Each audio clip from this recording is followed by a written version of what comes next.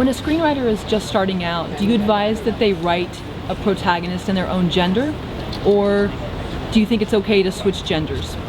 I think we should be able to imagine anything, any century, any gender, any situation.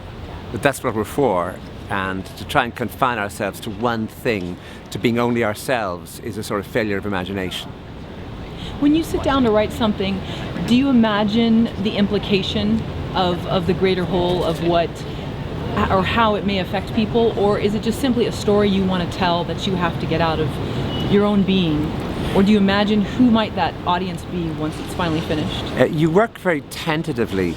You work sentence by sentence. So if you start thinking about large questions like, what is the audience for this going to be, or what are the implications of this, then you're not thinking about what you should be thinking about, which is the next sentence, which is the next paragraph, which is, should there be a full stop here or a semicolon, which is, how am I going to put this line of dialogue in? So that you work tentatively and gradually. Afterwards, you can have big thoughts. When you're working, you must have small thoughts. And lastly, how do you rest your writing mind? I watched a documentary with Joni Mitchell, and she's talked about how she rests her singing by painting. Do you do anything that's a different medium, that's still creative, but you feel you can recharge by going away from writing? I play tennis. How does that help?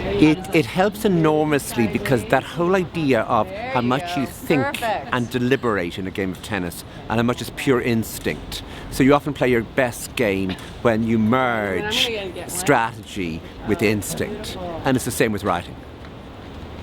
Excellent. Thank you.